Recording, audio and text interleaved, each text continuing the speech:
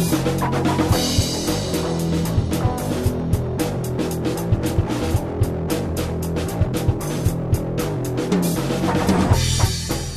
to The Walking Dead, the officially unofficial podcast for The Walking Dead on AMC. I'm Jim. I'm A.Ron. And today we're talking about Season 6, Episode 13, titled The Same Boat. What did you think of this episode in general? Same old boat. Same old boat? Taking its sweet time getting from China. Or is it to China? Is it to China from China? Yeah, I think either way. All well, right. the slow boat, I think it's a slow boat from... From China? From China. That's the saying. Either way, it's about a third of the way across the Pacific right now. It's still plugging along. Right. So I feel like a lot of people, us included, said this last night's episode is boring. Yeah. And I don't know if that's totally fair, because I think this episode did some attempts to do something interesting with Carol's character, which I'm not sure I'm on board with, and it might actually be moving paradoxically too quickly. And I think they did a lot of world building with the saviors themselves that kind of get us a little bit more of a feel of how these characters relate to themselves, and that they're not. This isn't a situation we've seen before, where you had one kind of ruthless guy that was over a bunch of, slightly less ruthless guys and over a bunch of sheep that just didn't know what was going on. Like, it seems like everybody in this community is a competitor and a survivalist. And they all broadly have the same kind of sensibilities, even though there are differences in how their approaches and how they treat each other and other people. And I think that's all good stuff. And I don't disagree. I think, however, there was typically clunky Walking Dead writing that got in the way of my enjoyment of this episode, and ended up making it feel like it was a badly paced episode. Yeah. No, the dialogue, the choices that they made, like I feel like this season's been pretty good on the dialogues, more so than most, and this seemed to be a reversion back to some fairly clunky conversations, and it's, Well, when your plot device is waiting around for someone to get there, that's a tough thing to write, and I don't think the Walking Dead writers are up to the task here. And you got a bunch of people that don't know each other, and you got one person actively trying to obfuscate their true intentions and nature, except for... And some of that is the stuff I liked. So... what didn't you like, I guess? I don't like the repetition of so much of it. It's like, we're going to kill you, but we're waiting around and we can't kill you, and we're telling that to you in front of you, but then we're going to tell you again, we're going to kill you. Yeah. Just over and over with that. I didn't like how they chose to portray the main antagonist here, played by Alicia Witt. I don't know her name. I was going to bother to learn them, but everyone in this episode that's not a main character died. So they will be Alicia Witt, the Lunger, and Sugar, the stepdad, and Not Quite Maggie. That's what I'm calling these people. So the only reason I do know the guy's name is John, but that's only because I read the emails and someone used it. Who? John? No, it's Donnie. Donnie is the stepdad. Hell, I actually know these stepdad. So he plays the stepdad from Banshee. I don't know who that is. Hardly anybody. I mean, no one's going to get that reference. Only 1 out of 20 people are going to get that reference. Great. That's why if the Walking Dead audience and the Banshee audience are kind of representative, and it's not, so probably 1 in 100. But that's okay with me. All right. He's the only dude in the proceedings, essentially. Maybe the emailer got his name wrong, too. Because who cares? Ultimately, I don't know the names of any of these people. They're all dead by the end of the episode. Yeah. So who gives a fuck? Yeah. I think it's actually Paula. I don't know what the Lunger's name is. Paula, Donnie, and Shelley, I think is what they're... And I only know that because I watched the last 2 times with the closed captions on. Shall we get right into it, sir? Yeah, why not? We begin by rewinding slightly to the nighttime capture of Maggie and Carol by this splinter band of saviors. Carol hesitates when the stepdad from Banshee walks into view and kind of takes an ill-timed shot that wings him. Alicia Witt comes to center stage. She's the redhead that's kind of the leader. Takes Carol hostage. Rick calls in and gets proof of life and tries to discuss terms. The one trump card that Rick has is this Primo character, who they have, the guy to try to get off on a motorcycle, is apparently their medic.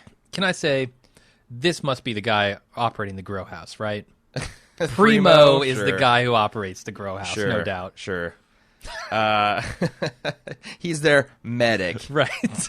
He's their licensed and qualified physician that's dispensing medication.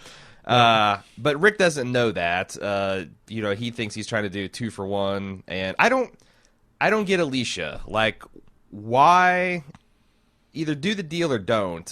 This whole thing where throughout the whole episode she might do the deal, she might not, and then she's going to do the deal, but then she's going to double cross Rick because she thinks Rick's going to triple cross them. Wasn't super interesting. It made her feel indecisive. Maybe that's the point. I got the impression that she was waiting for someone with the authority to make this deal for them to show up. Well, see, that top-down power structure ain't going to work for you in a zombie apocalypse, man. Really, it's not. Maybe that's to show a weakness of the Savior complex. She's been resigned to the secretary position yet again. I wouldn't stand for that if I were her. Yeah. No, she does seem to have some authority, but not... She just doesn't ever... I get why she doesn't just jump into making the deal. She's trying to calculate things. She's trying to... I think she wanted the odds to figure be more out a plan. Because, like, 8 on 4... Right.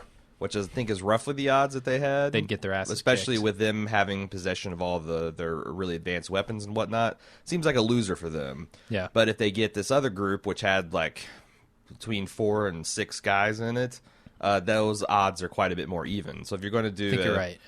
So it seems like she's trying to bide her time until that, but then in the end she decides, I guess YOLO, we're going to... I don't know. I don't know that the dialogue supports that. I don't understand her. I also hated this kind of flirty, smart-ass way she's negotiating. Okay. Like, that's also like... Like something out of Firewatch. What the hell is that? It's that new video game that just came out. I don't know. It just, like, I feel like they meant it to appear tough, but with her, the handling, it turned out kind of whiny and flirty, which is not, I don't think, what you want when you're dealing with a...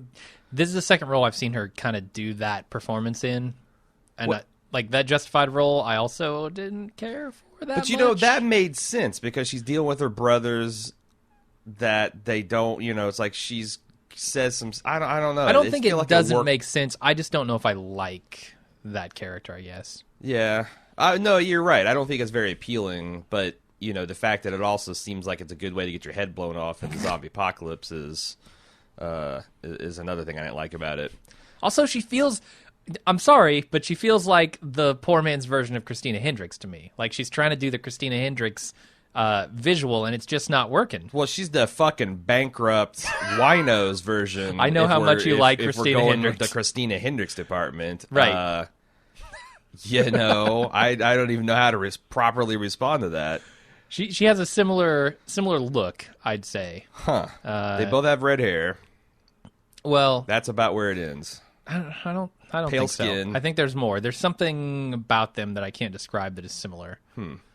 You're right. Like Christina Hendricks, Joan pulls off a kind of like it's slightly an almost spoiled brat delivery. Like earlier on, especially in that series. But I guess there's actually some underlying power and menace to Joan where this person just seems like they're pretending. And maybe that's the thing. Maybe this is while Carol is a more meek and gentle person that's pretending to be a tough person and succeeding, you've got this other person who same kind of thing, a secretary, and she stepped on and blah, blah, blah. She's doing the same kind of pretend job less successfully. I don't know. And I just watched, basically post-apocalypse Christina Hendricks in Firefly again. So, I guess. Like she's looking just as frazzled at the beginning as Alicia Witt's looking here. All right, in Apocalypse. Agree to disagree and move on. Maggie and Carol get hooded and bagged and let off, and there's lots of POV hoodie shots. What do you think of those? Can I say before we get to this? Okay. So there are a couple things I like about this starting scene. It really kind of removes the power from Rick and company, right? I mean, on one hand it does, on the other hand it doesn't. It does from their perspective because they have no idea what's going on here. They don't know where these people are, and we get to see them through the binoculars, which is always a diminutive sort of thing, right? Sure. On the other hand, we know that they can't take them. Mm-hmm. They don't have enough force. And then something I really hate to bring up here. But day-night cycles is like from this side of the conversation is even worse because they take Maggie and Carol hostage.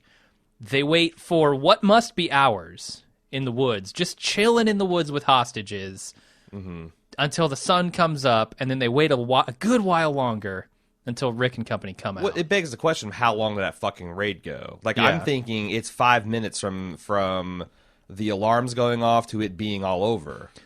It has to be. Not. It has to be. Like, these kind of gunfights don't rage for hours. You wouldn't think so, no. This is not the LAPD you're standoff. Right. You're right. Because it does a different kind of... It's just real bad from this side because there's nowhere to hide the daytime, right? Yeah. Like, at least you can hide it when they're inside the building, but not here. Yep. No, it's... Since they did rewind it a bit, I guess it's probably harder to get a nice, to do the dawn patrol on sub. I don't know. I'm trying to make excuses, but it comes down to they're too cheap to do it right. Yeah. So, moving on. What do you think of the POV hoodie shots? I thought that was kind of neat. Yeah, not bad. Gave a nice, we're hearing them. Like, I feel like that the Saviors have a lot of things down that our group still struggles with. Mm-hmm. They have rally points. They have safe houses. They have... codes they use on the radio, so if people are listening, it just doesn't immediately give up the plot, and they switch to Rick's group still doesn't know what the hell. Like it would have been great if one of us are captured, we have a phrase we can use to let us know whether we're under duress or under that. Carol gets on the walkie, caw-caw, caw-caw! Yeah. What are you doing, lady? Yeah, but something that's codified that this is how we act in these and they've had so much time to develop these things and they haven't. And I thought it was funny that the Saviors in just these scenes of them with the bags over their heads, I bet Carol's I gotta remember this is pretty good stuff. Wow, we would have saved a lot of people if we had this in the prison. Anyway, they arrive at the safe house that has been semi-overrun by growlers, which is the Savior version of walkers. Yeah, and you can tell that it's a slaughterhouse. It's a slaughterhouse. You kind of get a couple of signs that say, killing floor and stuff like that. And oh, is it ever? It's a slaughterhouse/barbecue. It's an innovation in slaughterhouse technology. You go right from farm to table. You go right from killing floor to barbecue. No stopping. Our heroes, Maggie and Carol, are quickly duct taped into helplessness. Carol manages to steal a rosary from a zombie that's been drugged past her, which is going to be important later, as Maggie starts to try to cut her tape by rubbing it on various sharp things, which, not a bad way to go. Good job, everybody, all around. Yep. Carol fakes a medical emergency, and the Saviors give zero fucks. Maggie trying to just draw attention to the medical emergency is more successful at getting attention than Carol, who hyperventilates for what feels like it's 5 minutes. I started to get lightheaded just watching this scene. Right. I'm surprised she didn't pass out. I wonder, logistically how they did that on set. I can only do this for so long. Because I noticed they panned away from her a lot. I bet they just looped it. Yeah, probably. Because, you can't. They were like, okay, we're coming in for a close-up now, Carol. You need to do this for 10 seconds. Do that for 30 seconds. It's not comfortable. Let's try it right here, right now. A full minute of hyperventilation. Just for the premium people on the cameras. We'll pass out. If we don't wake up in 5 minutes, call 911. We live around Eastgate in Cincinnati. Just call all the Cincinnati They'll police be able to departments. triangulate our location with some kind of internet magic. Are you ready? Let's do it. Anyway, well, where and we're back. That was rough. That was rough for all you people who didn't get in on the glove action. We took some yoga breaths. We've calmed their asses down, and we're ready to resume. And everyone here is just scornful of how weak Carol is, and they're saying the same things that we said for many seasons about people like Carol you'd stumble upon. How are these people still alive? Right. And I gotta think that some of this stuff is meta commentary. Yeah. Yeah, probably. If The Walking Dead's own fucking writers are calling attention to the fact that a person like Carol's pretending to be should not be alive, how many more people, how many more gimpy hippies and scared housewives and families hold up in apartments supplied by Hormel chili? I think how many more do we have? I think we're out of the gimpy hippie phase. Good. Finally. Good. But it also helps that Maggie is rolling tough here, right? She's rolling tough. You get the idea that maybe she protected Carol. Why? Okay. Why does Carol reveal that Maggie's pregnant? It beats the fuck out of me. as with subsequent watches, I started developing a theory that Carol wanted them both to sleep, wanted them to sleep on both of them. Like, this is a pregnant woman, and this is a scared housewife. Yeah. And to these people, that's code word for these are not a threat. Right. If they're making fun of you and scorning you, they are not taking you seriously as a threat. Mm-hmm. And it led to their downfall. So kudos on that. It does seem, though, that the risk there is that now that they know Maggie's pregnant, that also means that she's more valuable than you would imagine to the group. It's like them. Yep. If Rick knew that Primo, if Primo Kush was their medic, he would know that, hey, this is a 2-for-1 trade. Yeah. I just got nothing but a veterinarian's daughter and a crazy housewife. I got your medic here. He's got. Oh yeah. Okay. Alicia's extra scornful of Maggie being pregnant, and they have a debate about whether it's ever smart to get pregnant in any world that's ever existed, which is kind of like a 30-second meditation on feminism. Carol tries to make the lunger not to smoke because of the baby, which she thinks that's hilarious, but not quite. Maggie tells her to knock it off. Yeah. Which I think this is all supposed to sell us the softer side of the saviors, that, there's some of them. They're not soldiers and they're not sheep. There's, variations in what they feel sympathy for and what they agree is above the board behavior and below the board. Right. Do you get that they're a little bit more rational than people like the governor? Yeah. Well, some of them. I think they did a really good job showing a kind of spectrum here of, like, from stepdad or whatever his name is, stepdad, to Alicia Witt to Lunger. Like, all those people have different opinions on the scenario, and they still listen to the person in charge, but they're not afraid to, like, say, hey, this is how I feel about it. You have to wonder, how did those people get along with the meat puppet, a little bitch broke my nose guys? Right. Like, how does that work? I don't know. Maybe they couldn't stand to be around him, and so they were on raids and on recon missions and stuff. Maybe it's just like politics. You just like, hey, we don't talk about the crazy shit you do. You don't talk about the cigarettes we smoke, and we'll get by. Yeah. So and there's this title is in here, the same boat, where the dead woman walking is talking to Carol, and Carol says, "Hey, you're gonna die," and she's like, "Yeah, you're in the same boat." Apparently not. I mean, Carol's gonna live for a while longer, but I don't know. We have a pretty good email on this, so I don't want to get too far into it. Okay. Well, stepdad's his tourniqueted arm is really bothering him, like it would. It's dying, and it's telling his brain that, hey, yo, we're dying over here, and it hurts. And he's getting tired of her wanting to wait for backup, so he just up and backhands her. Maggie decides to get into it, so she kicks his legs out from underneath him. He drags her up by the hair, gets a headbutt for his trouble, which, like, I thought that was awesome.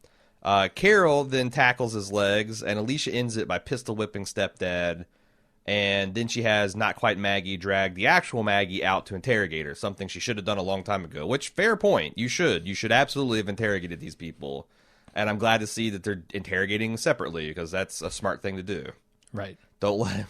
Don't. Although interrogate is a very light word to use. Like, she's just asking questions. There's not even a particular menace to it. Yeah, there's no pistol whipping. There's no.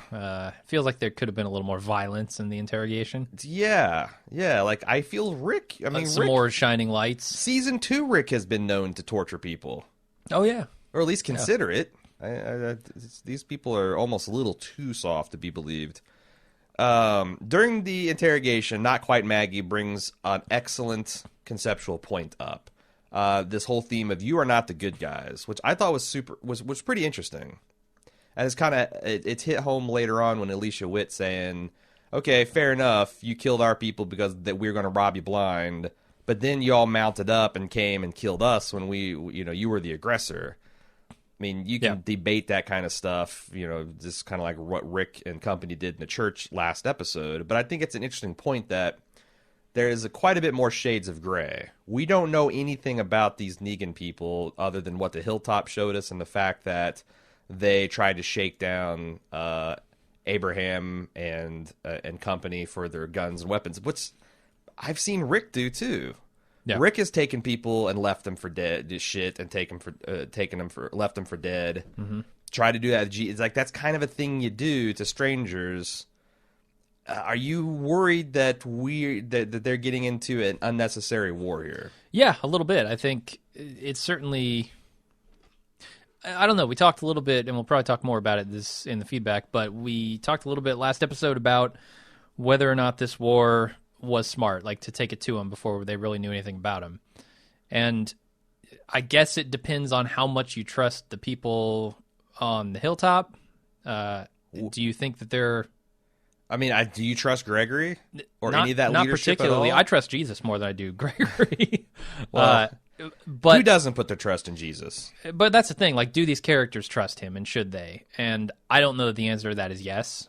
And so them going all-out war right away seems a little too hasty, especially without any real knowledge. It's like, look, we saw two guys guarding this area, and that's it. That's all we know. Yeah. There's a hallway. We can tell you that. Yeah. It just seems like, they jumped into it a little too gung-ho. And even, like, I could see a guy like Abraham doing the meat puppet thing. Yeah, maybe. Like, you get him in the wrong day, and with the right, I can see him, because he kind of laughs at inappropriate moments already. Maybe bringing a head in and doing the meat puppet thing to break up with Rosita. That could have been one step worse than what he did. Yeah, let me let my pal explain how this is going to go down, babe. Right. He's just not that into you. And I'm not saying it's a bad thing as far as writing that they went ahead and did this. I'm just questioning, like, is this going to be a good decision for the group or not? Mm-hmm. Ultimately, I don't know. There is some kind of crime and punishment situation going on here because Not Quite Maggie reveals that she lost her pinky stealing gas to go look for her boyfriend who got exploded, which is now tying in the events from the season premiere to this episode. Right. She's also reveals she has a tattoo. I swear to God, Maggie found out more about this woman interrogating her than she found out about Maggie, by far. Mm-hmm. She found out that she's got this tattoo that's her dad, and her dad is a swell guy, and she was going to name her baby after, and she's lost her baby, which is probably why she's sensitive to fetuses and secondhand smoke. Right. I mean, come on, same boat. Yeah. How much more same boat can you get than Maggie with this situation and Alicia Witt and Carol both losing their daughter, like all of this kind of stuff. Yeah, right? like it's like the French guy, the Indiana Jones, like, I'm but a shadow reflection of you. But it's not even that shadowy. No. This group of saviors is extremely close to Rick's band. It's like a dirty selfie mirror. It's essentially what it is. Or a bad Instagram filter. Yeah. Anyway, but she's adamant that she's not going to go soft on Maggie, and I'm like, I think you're protesting too much because it's manifest that you are getting soft on Maggie. Mm-hmm. Carol tries to bond with Alicia and the Lunger over her ex-husband, using to formerly beat her. Mm-hmm. And Alicia says, "Cut the crap. I know exactly who you are, and you're pathetic." At this point, Rick calls her up, and she passive-aggressively, whiny flirts with him about, I was supposed to call you, and now you call me. And again, I'm not saying this is bad. I just personally found it off-putting and annoying. Yeah. And maybe I'm supposed to. And she's dead, so who cares, ultimately? Right. And yet again, it's another threat of, we're going to kill you. Unnecessary, because that's implied. Yes. Taking someone hostage, threat and boasting. The threats are implied. Like, you don't even need to make the threats necessarily. In fact, it's kind of scarier if they don't talk about it. Sure. Like if they're all constantly, I'm going to kill you next scene. I'm going to kill that lulls you into whereas if they're just shut up, you're tied and you're gagged, and that's the way it is. I feel like that would be not talking to them at all is what's terrifying. Yeah. So they start some shit with Carol about how they butchered her people, and Carol cries and says, "We had to kill your group because they're going to take all of our shit." And Lunger's like, "Oh yeah, it sounds like those idiots. They probably rolled tough on you and put on a big show," which, again, we're seeing this is the kinder, gentler side of the saviors. And Alicia says, "Well, that's fair. you killed us, but then you came here. I don't know. We talked about this logic a little bit. They also debut this "We're all Negan" line, very Spartacus-esque. Interesting. Yeah. Do you buy this plurality of Negans? Do you think there's actually someone in command, or is this a tactic? I think this is a tactic more than anything. Like, you don't salute soldiers or officers in war because that tells the snipers where to aim? Yeah, exactly. I think it's a mechanism to confuse people, to hide. It's the sand people thing of hiding numbers by traveling in a single line, that sort of thing, akin to that. Sure. Then she gives the most same boat speech that has ever boated into same. She says that she was a secretary and she was oppressed by her boss, and her job is to make him feel better. And she tells this inspirational email about boiling carrots and eggs and coffee and getting the worst frappuccino ever. Bruce Lee would disagree. He would say, "Be the water." He'd say, "Not the beans." Be the bitter brown water. And not the beans. And I mean, I guess this is just to show something with Carol, because she deliberately mentions that who my first kill was, and then I stopped counting when I got the double digits, which is right where Carol's at, and that's when I stopped caring about it. And then we realized the difference with Carol is that she still cares. She's had a Morgan over her shoulder, constantly whispering, "Don't do it." Yeah. But then Carol asserts that Alicia is the one that's afraid to die, and that she will if she doesn't work this out. And I don't. And she hopes she won't have to kill her. To me, she's giving away a lot too much of her housewife persona here. I agree. This is kind of cold-hearted smack. It's not something you say when you're trying to lull someone to sleep. Right. The whole from the moment she gets that cigarette in her mouth to the end of this thing, I'm like, she's Dirty giving Harry. away too much. I think they're doing an okay job rolling out Carol's feelings about killing people, though. I think it's been pretty well paced. Like, I don't know that I buy the change necessarily, that these things would affect her in this way, but assuming they do, and they apparently have, I think they're doing an okay job with it. You're free to disagree if you don't like it, but it's worked for me. It's just, you go from the finale where her and Morgan were locked in a life and death struggle over their philosophy, and we know they haven't talked about it, but it's been through. I mean, I guess it does seem a little sudden. I'm not gonna but you're right. Change, but once that change happened, I think it's been good from there. The number one thing we accuse The Walking Dead of is not being decisive and letting these plot lines linger. So I don't ever want to say, "Hey, pump the brakes on his character development." And I do. I mean, the one thing that makes this episode a net positive for me is that it moves on. Like, these characters are all dead, and we have a resolution, and this could have been something they stretched into another 2 or 3 episodes, and we could have had a Slaptown situation, Savior style, but we didn't. So it makes me wonder, also, how much contact Alicia Witt had with these people who are coming to back her up, and how much contact they had with any other remnants of the Saviors that might be around. Like, are there more Saviors? Have we seen the last of them? Have they killed all of them? Like, what other repercussions could be coming down? Yeah, and I think that's something we're supposed to be questioning. Yeah. Like, we know that Rick and company have had to have killed a few dozen at this point. Like, there seemed like there was 8 or 9 that they blew up by the roadside. Mm-hmm. And just from what I saw last week, a good dozen, if not more. And now they've killed. Yeah, I feel comfortable saying 2 dozen at minimum. Yeah. Saviors have been killed with 0 losses experienced by Rick's people. That's pretty phenomenal. It is, yeah. And they were already on the lookout for a new group, because their first group that got blown up, which happened 3 to 4 weeks ago, was did not go unnoticed by the Saviors. Yeah. Those are all interesting questions to ask.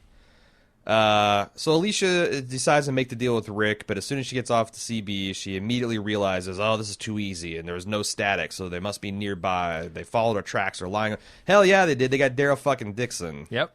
He can see a newborn squirrel's path through a leaf-strewn forest. He can for sure follow you guys, dragging Maggie and blind Carol in tow. Mm-hmm. Carol tries to talk her out of it, saying, look, Rick's a man of his word, but obviously that's not going to work. And there's this really great performance where Carol just like, as soon as they walk out of the room, she just takes a deep breath like, well, now this is going to happen. And starts using this rosary that she's been sharpening the whole time and cuts herself quickly free. She manages to find Maggie and helps her free herself. There's also a pretty funny scene where she comes across the Lunger fighting zombies who gets winded. And there's a zombie on the floor. She's like, just a second, sugar. This hardened Southern charm. I love that character. That's a good character. I know. It's a shame she's dead, but what are you gonna do? I wish that we can make contact with a group of people that's essentially all from Harlan County. And it's led by Walton Goggins.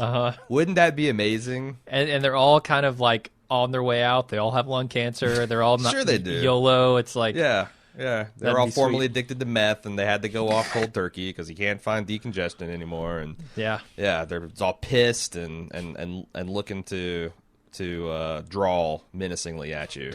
I would watch the shit out of that season of The Walking Dead. Bear McCreary. Once again, he kicks into high gear here at the end, and he's killing it with the score. He does. I love it. He's got this go-to synth track that is really working for him. And there's a little bit of like industrial Nine Inch Nails stuff in there too. Sure. Like you're listening to maybe the last track on Further Down the Spiral or Furthest Down the Spiral, maybe. Sure. Maggie realizes that stepdad's already dead and will be turning soon, so they hatch a plot involving tying him up so that he can't hurt Maggie and Carol. But as soon as Lunger comes through the door, bam, he's on her and he's chowing down.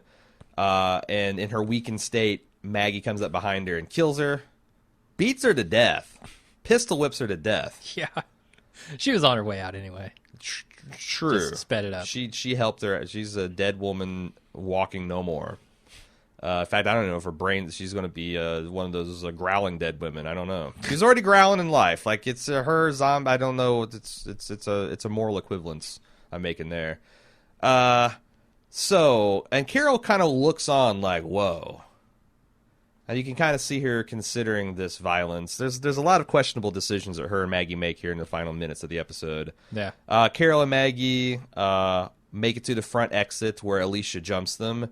Maggie tells Carol sensibly, kill her. Just shoot her already. But Carol tries to tell her to run. Turns her back on this fucking walker, which I knew from the start was a terrible idea. To be fair, these walkers are all pinned like with rebar. Yeah, but yeah, that's you just not... don't turn your back on your ultimate demise. She starts morgalizing. She does. And we're gonna have to change it to Carolizing. Man. So she hesitates, which allows the zombie to tear itself free from the rebar and jump her. Carol takes a poorly aimed snapshot at Alicia. She's doing a lot of that. She said she missed the stepdad on purpose because she couldn't quite kill. I think that's not what happened here. I think that's like she just got an off-balance shot because the zombie startled her. I think so, yeah. Now not Maggie gets into the mix somehow, and she jumps actual Maggie and cuts Maggie's belly, which I was like, oh shit, but it doesn't look like it. Maybe not even... It made it through the shirt and that's it? I think so, but it causes not Maggie to stop and apologize and get her head blown off. Which lets Carol come up and just execute her. Some really good, like, don't give a fuck, blow people away stuff here. Yep. Between Carol's kill here and Rick killing Primo. Yep. Great stuff. Yep. And then there's this, I think is the dumbest monologue where Alicia's on her knees and she's laughing at Carol and saying, oh, you were so afraid. What are you so afraid of, Carol? She's not smart enough to realize she'd been duped this whole time. But then Carol takes the bait and says, I was afraid of having to kill you. So was she experiencing a real fear and channeling all this? It's a real good question. Or was this an act? Because I guess, like, last season, Carol, I'd just be like, no, this is an act. She meant for this to happen the whole time. This is more like I was having an actual physical reaction, and I spun it in a way that would make them underestimate me. I think they do walk a fine line with that pretty well. Because I found myself questioning throughout the episode, is she or isn't she faking this all? I mean, I think she's faking the rosary stuff. I don't think she's faking... not wanting to kill these people. I think she's probably even faking the hyperventilation. I don't think she's actually hyperventilating there. The thing is I guess I would rather than tweak the dialogue to have Alicia essentially said, I see what you're doing. You outfoxed me. You weren't afraid at all. And then Carol could have said something like, you're wrong. I was afraid that I'd have to do this. I didn't kill her. Instead of it making it seem like Alicia still didn't understand at the end why this has all happened. I thought that would make that character look smarter and Carol will look a little bit more badass. I mean, still sad and resigned, but still keep a little bit of her badass, because it feels like she's just giving away all of that. Between the beet cookies and this. It does, unfortunately. That's the thing. Like, I don't think her psychological change is maybe happening too fast, but the way it's affecting her habits and that stuff is something that I'm not liking. And then the other thing is, while this is all happening, there's a desperate life and death struggle happening, and Maggie is just staring. What the fuck is she doing back there? She's read the script. She knows it's all going to work out. I don't know. Like, you wanted to be here, presumably for an instance like this, where you could help out one of your friends in a life or death struggle. She's just sitting there watching. Right. No, it's pretty ridiculous. Anyway, Alicia finally gets pinned to a wall by a spike and torn apart by zombies just as her crew arrives. And Carol does a poor job of fighting through the tears and pretending to be Alicia. Tells him to meet us on the kill floor. Yep, I really like this zombie kill. I think zombie kill of the week again goes to the zombies. Okay. Because, man, being pinned right in front of a zombie, sure, while it's chewing your face off is pretty bad. Yeah, Sam. It's worse than Sam, because Sam gets bit in the head and then gets swarmed. Sure. And torn apart, but she's going to be there a while getting chewed on, I think. And they, as they cut away, you can hear her kind of making gurgly noise, like she's dying pretty hard. Yeah, for sure. That's a good one. I like it. For sure. So then there is a little brief scene of Carol and Maggie talking about her trouble of killing people of late. But Maggie says, "Hey, we're almost done," and they lure the saviors that are coming in to the killing floor, lock them in, and then set them on fire. On the kill floor. Beautiful. This is pretty, like, I guess setting people on fire is just horrific. Right. Whether it's in Oz, whether it's in the final season of Breaking Bad, people getting set on fire alive and screaming is a bad scene. And that's what happens. Pretty horrific. Yeah, it was good. I liked it. The dynamic duo fight their way to the front door while Rick and Glenn and Daryl meet them. I like the interaction between Daryl with, Daryl's like, "Hey, are you good?" And Carol's like, "No," and she starts to lose her shit, and he hugs her. Yeah. Is the Carol Daryl ship back sailing? No. This is just a comforting, friendly hug. This is not. There's nothing sexual going on here. I'm not saying that. Well, I mean, it's implied with shipping, yeah. Well, I mean, non-sexual hugging can lead to. But that's not really a ship. That's just the same boat. Well, Daryl's not really sexual either, so right. They're just in the same boat. We're not shipping them. We're just putting them in the same boat. Yeah, it's that kind of ship. Right. They're sitting on opposite sides. It's a good ship, lollipop. It's nothing about the bone. It's not a bone train. It's a lollipop ship. Right.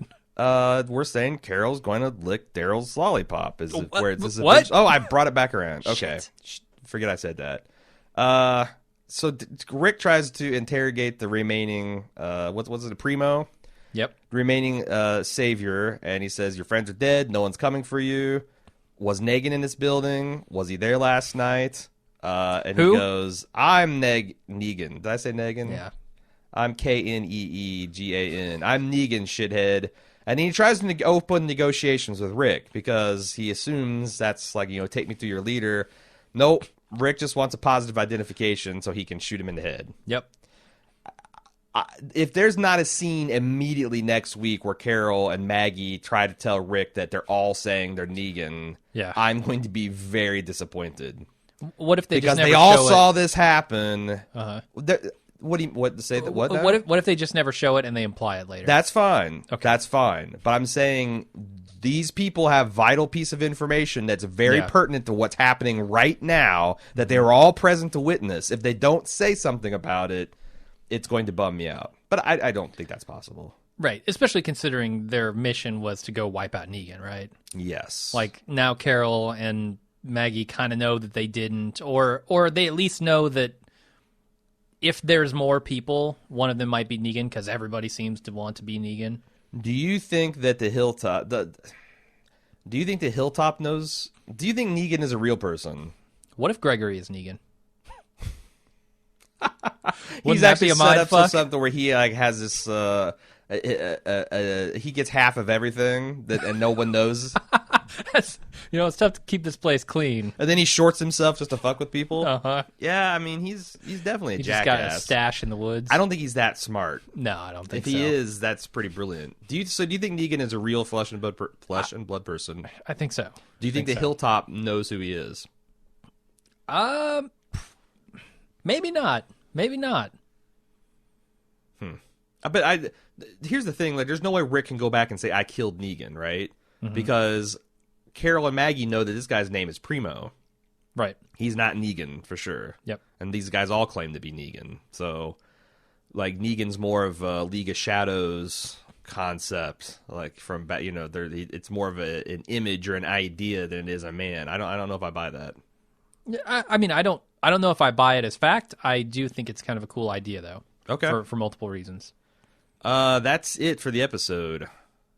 Hey, it's time for me to tell you about the club. You can find all about it at club.baldmove.com. Do you like Telltale's Walking Dead games? If you're a Walking Dead fan and you're a video game fan, chances are you are. Jim and I did a playthrough of the first episode of Michonne. We're going to be doing all of them on the club. It's exclusive to that. I think it's worth $1 or $2.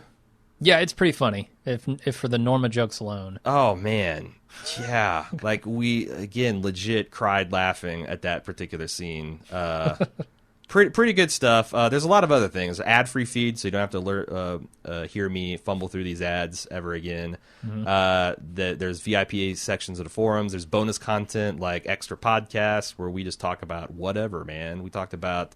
the universe. Got Universal on Lunch with Jim and A.Ron. That's right. We also got down to some team fighting championship. We did, which is a lot lamer than it sounds. Yeah, and every once in a while Jim will do a mukbang. It's look it up if you want to know what that's about. It's all good stuff. Club.baldmove.com. We'd love to have you support us. It's a great way to get a little bit extra content and support independent podcasting. Yeah, would I be presuming too much to assume we have some feedback? That's not a bad presumption to make. Are we ready to get to it? I think so. Okay. If the keyboard will cooperate. Now I get to lay back, kick my feet up. Hard part's done for me. First email. We're going to do a little bit of last week emails because, with the accelerated Monday schedule, we get a lot of those. I love it. So Devin from Maine, talking about Glenn maybe willing to kill but unable to kill. Oh. They made a big deal about Glenn killing his first human last episode, so let's talk about it.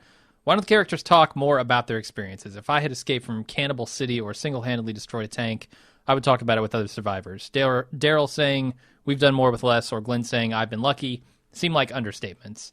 He wants to know our thoughts on that, and then he has the quick addendum, which is the Glenn stuff. I would also assert that Glenn has not been unwilling to kill, just unable to. While trying to escape, he attacked Merle with a femur, but was bested by Merle's knife hand. And during the governor's assault on the prison and Welcome to the Tombs, he emptied an entire clip at the Woodbury Assault Force and hit none of them. That's an interesting... Woodbury area Glenn would for sure be ready to kill after his experience with him and Maggie. Right, definitely. Yeah. And that's a pretty good point to make. I mean, it's not that Glenn hasn't tried to kill people.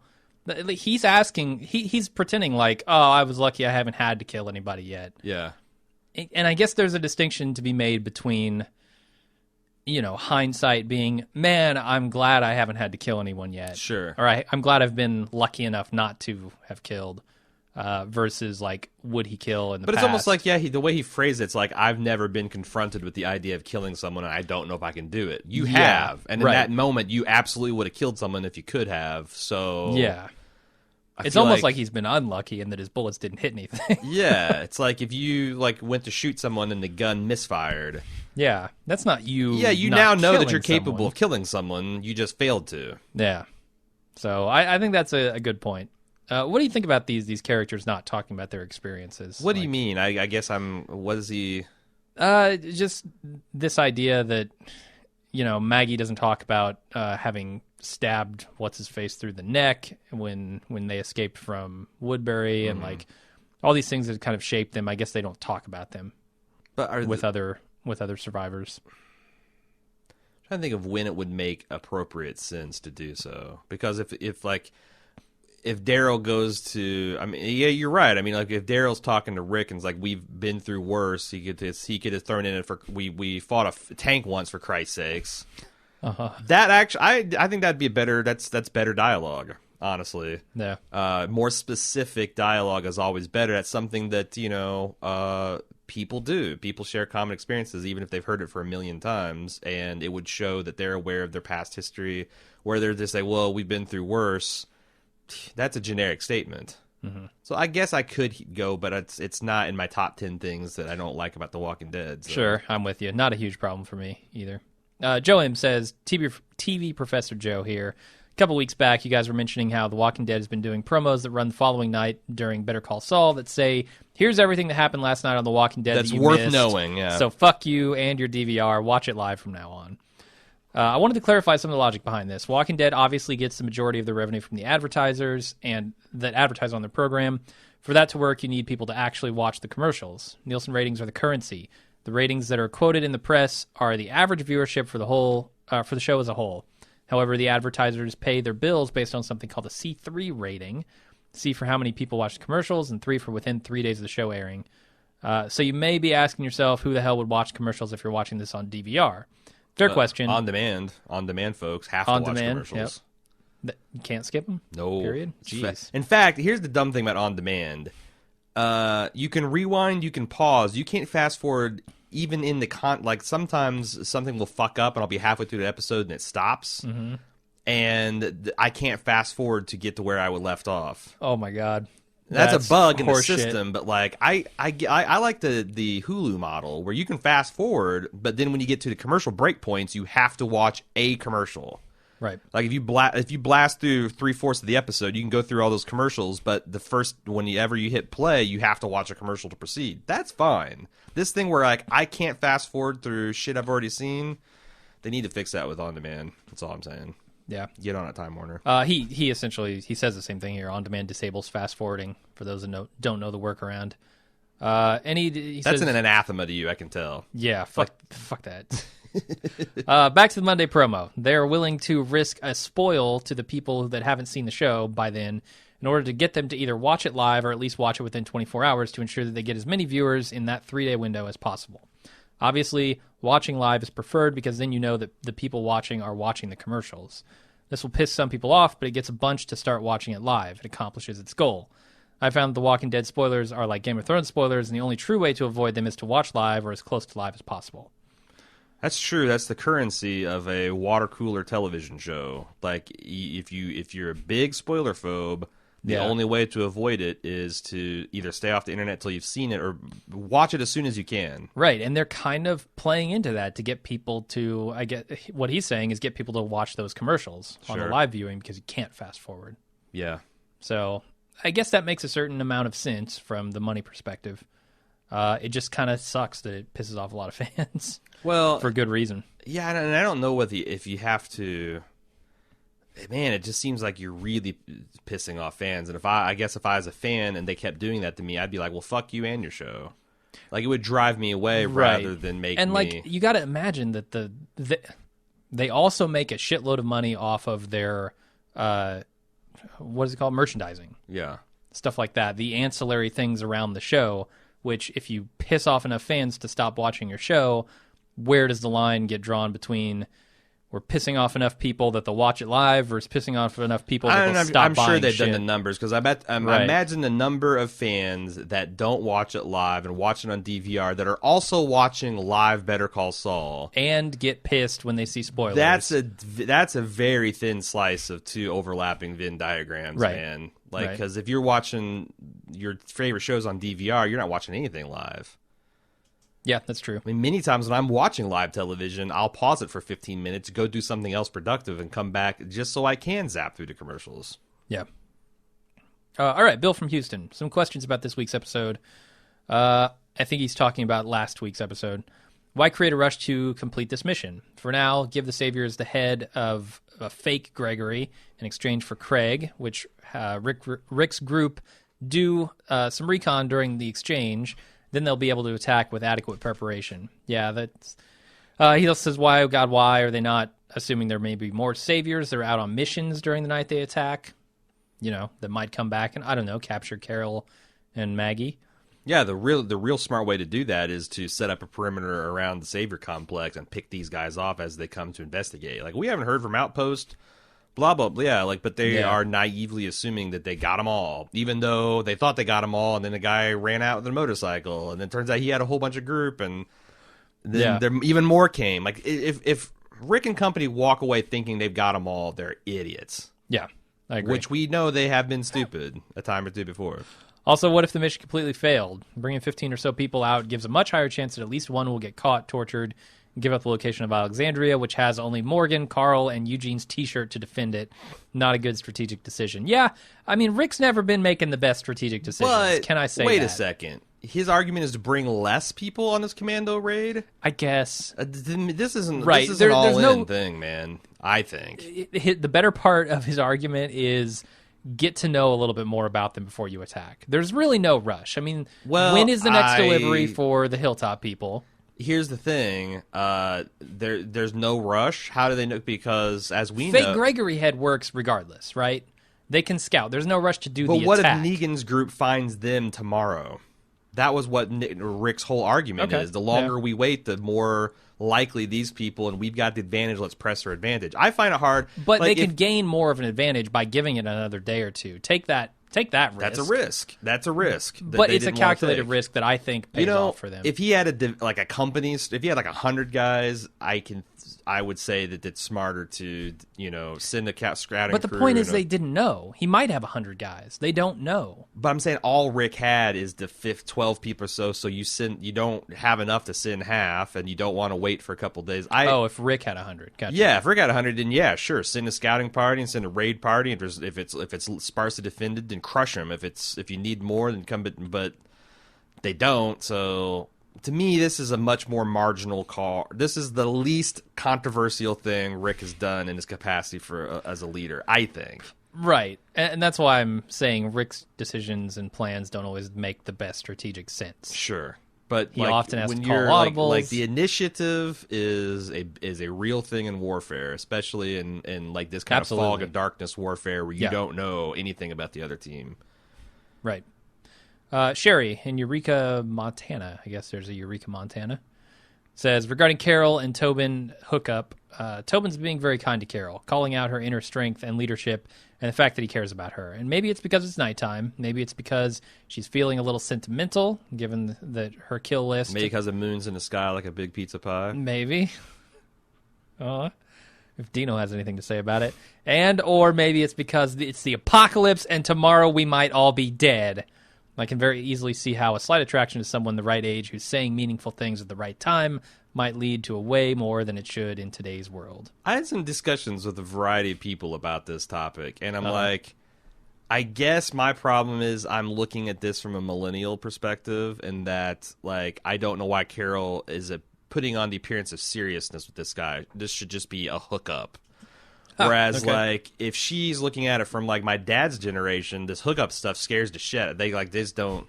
Like, even when they're hooking up, they don't want to call it a hookup. Like that, because that would trivialize the thing that they're doing. So, Carol's right there.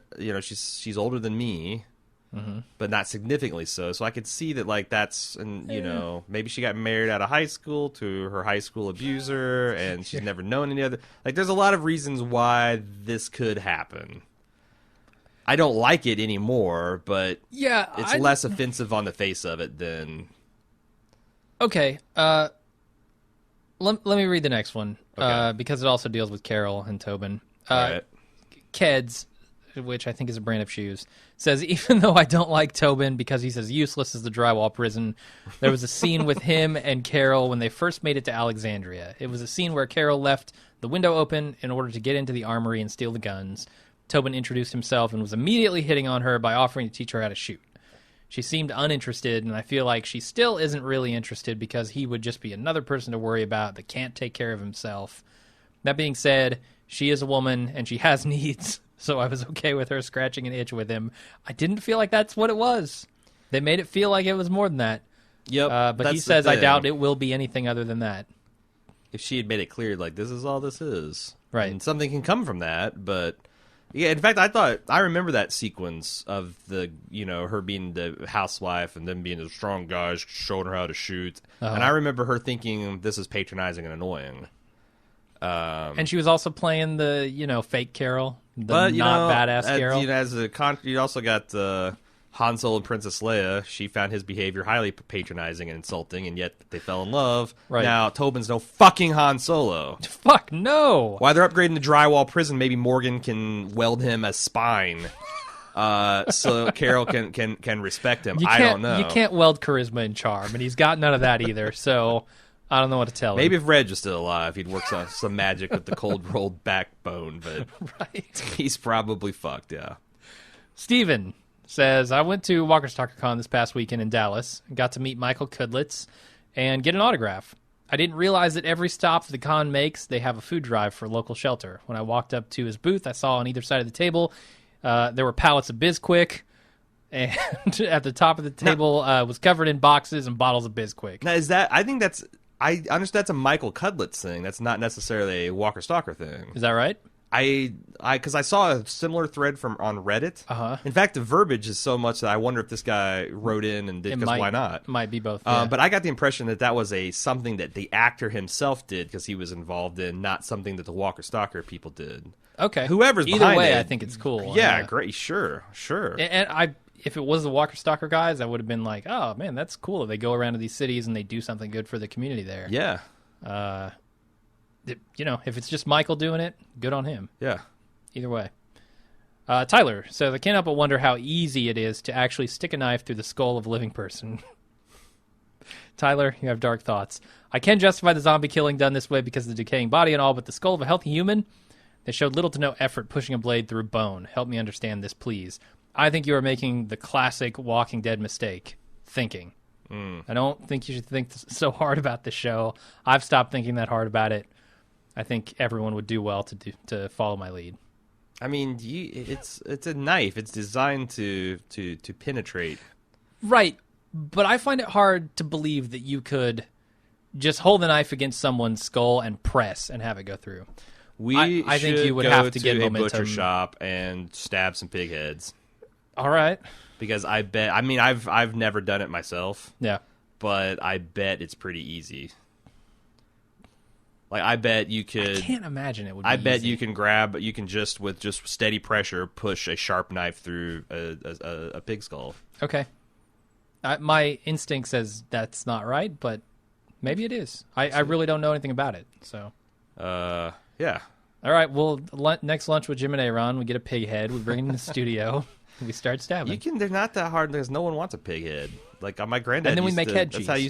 How I used to make. I was going to say that's how I used to make head mush. He'd boil a fucking pig's head for a horrifically long time and make a god awful smell. But the end result was delicious. So, I've never had head cheese. It's yeah. I don't know if they call it head mush. I don't know if that's a German regional thing, but it was good. It was like Geta. Have you ever had Geta? No. Reminds me a lot of Geta, which is a similar kind of meal, kind of breakfast food. The singer? No. Yeah, David Guetta. Have you heard David Guetta? He's amazing. Christine says, in your last podcast, you were talking about why Carol has convinced the others not to say anything about Morgan and the wolf dude, and she mentions Denise, and you guys said Denise didn't do anything wrong. I'm not so sure that I agree, and that Rick and Company would agree with either. She snuck off with Morgan in secret to give medical attention to someone who attacked our group and who could be dangerous, thereby putting herself, the only doctor, at risk. So that's what I think Carol was talking about. Yeah, I suppose so. All she got to do, because the group knows Denise and kind of how she rolls. All she's got to do is like Hippocratic oath, bitch. Right. What are they going to do? Execute her? No, she's the only thing that they got resembling a medic. Right. How much trouble is she really going to get in? That's what I'm saying. Like, let's define trouble. Like stink eye, a strong talking to, put you in the drywall prison and only bring you out when we need doctoring. She's going to be like Brad Pitt in Inglourious Bastards. I might get my ass chewed, but I've had my ass chewed before, so I'm still going to patch up any wolf I see. I don't know. Like, again, how much trouble are we talking about? It's Denise, for God's sakes. Are you ready to talk about grow ops? Sure. That's my favorite That's my favorite Modern Warfare. Modern Warfare grow ops. It's a bunch of DEA guys in helicopters with a FLIR and kicking a bunch of tubby dudes holding Doritos and shooting their dogs. Flashbanging their baby cribs. God. That's horrible. Anthony J, 1997. I guess it's a username. Doesn't sound like a real name. Okay. While you guys are correct that an indoor marijuana grow operation would take up a lot of energy, cultivating medical-grade cannabis isn't as easy as just throwing some seeds outside. It's not? Also, growing outdoors takes a lot of time. Planting in the summer, harvesting in the fall. Growing indoors allows for multiple harvests. Glad to hear about the medicinal benefits of cannabis on your podcast. Hopefully we can legalize it across the nation. I'm writing from Oregon, where I helped lead the legalization effort here. So I'm not a grower myself, but I'm certainly familiar with the practice, both indoor, which is especially prevalent in the Portland area, and outdoor cultivation, more prevalent in Southern Oregon. So sounds like as close to an expert as we'll get admitting that they grow weed. Or, well, he said he doesn't grow weed. He just helps with the legalization effort. I'm from Ohio, where we're more against oligarchies than we are like locking people up for smoking herbs. So our right. Both our legalization got exploded. Take your pick. One's bad, and the other's bad. What are you gonna do? Well, I have the lessers of two evils in my mind, but certainly, Josh, 2/3 of Ohioans disagreed. Apparently so. Josh says, I have a small beef with how you guys took Morgan's comment to Rick about why they don't just go talk with the saviors. I took that as Morgan slightly chiding Rick on his we will win mentality. Rick basically said, it'll get ugly, but we have to do it, and we will win. Morgan was effectively saying, if it's as easy as that, then just telling them that would be enough, which I think he actually says out loud, right? That why don't we just tell them that? That should be enough? Yes. If we are that superior, they will find it in their best interest to just stand down. That's the problem. The problem... Okay, and let me finish this email. Yep. There are plenty of countries who have been held in check with just the threat of violence from a country with a superior fighting force. It's not like Morgan's comments were that off base, but I agree the endless moralizing is too much. And that's the problem, is they don't have that information. They don't know if there's the superior force, and by going to talk with them, they might be giving up their only advantage. Yeah. And that's a chance that they shouldn't be willing to take, in my opinion. Yeah. And you're free to disagree. No, I mean, it's like, the famous thing where, Philip of Macedonia came to the king of Sparta and say, if I come to your country, I will burn your crops and kill your children and enslave your women. And the king of Sparta sitting back, if. You can get away with that if you've got the Battle of Thermopylae and a whole bunch of crazy warrior cult stuff going on. If you're just Rick from Alexandria, you'll probably get your ass kicked in because the threat of violence isn't going to work. Rick's not world famous. His band is not, you'd have to take, you say, hey, come and tour our armory and see how many people we got and ignore Eugene. He's kind of an idiot. Like, it only works if you're super famous for being badasses. And Rick's if you actually have some sort of superiority in numbers. Like, sure. Now, it'd be cool, like, later on in show lore, if, like, the legend of Rick and Alexandria grows, it would be interesting to see how that kind of, like, gunboat diplomacy would go down. But I don't think it would work. Yeah, I don't think so either. But I do, it's fair point for Morgan to be like, if you think it's going to be that easy, like, why do you think it's going to be that? Do you think how many people do you think are going to die? Like, put a number on it. Right, and that's why I think I said last episode, I don't have a problem with Morgan standing up and saying what he believes. Yeah, I wish that he'd have been smarter about it. Like, if the writers had him say, how easy is it going to be? Rick's like, well, how many people are going to die? How many of our people are going to die? Right.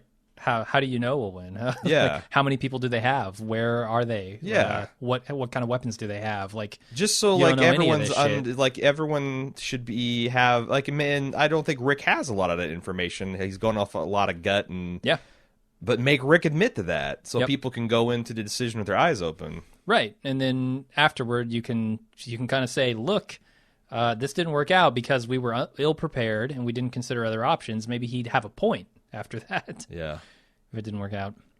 Anyway, Michelle from California says about this episode, and she's talking about this week. I can see how some people might think this episode was dialogue heavy and mostly filler, but I found it to be an interesting exploration of the commonalities between both sides of a war, as much as they want to deny it and even say as much. Alicia Witt and Carol shared See, Even the people writing in aren't using character names. I was going to, but they died. As soon as they all died at the end of the episode, I'm like, nope, this is going to be Alicia Witt and Lunger and Stepdad. Yep. So Alicia Witt and Carol shared common ground in that they both had a man who abused them, both lost daughters, and they both killed double-digit numbers of people. The woman keeping watch over Maggie had also lost her father.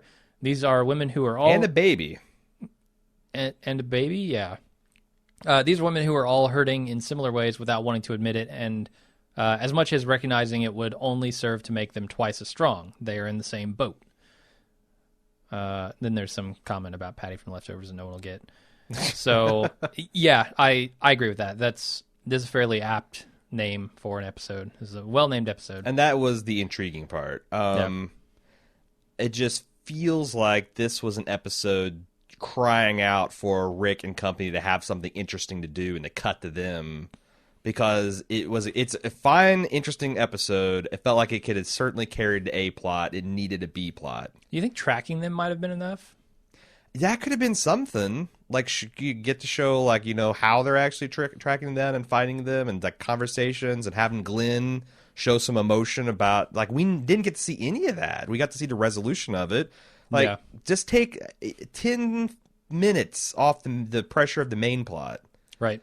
The waiting. The waiting game that was the main plot. Because it's a strong plot, and I'm glad they kept to one episode, but it could have used a little bit of cutting back to our other group to build tension.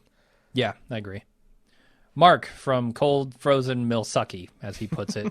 I hate to say it for the fear of the jinx, but the show has moved to a new level. I just don't trust it. Like I'm waiting for something stupid. That shot of Carol clutching the rosary with the blood dripping, sick shot. Mm-hmm. New level, not trusted. Okay, so I didn't like this as much as Mark did, but I wouldn't say it was bad. I don't think it was a bad episode, but I don't know if I trust the show. Like him, I don't know if I trust the show to have moved to a new level. I think it's gotten lucky, like Glenn, and it has not had to kill any episodes this season, except for maybe the first one.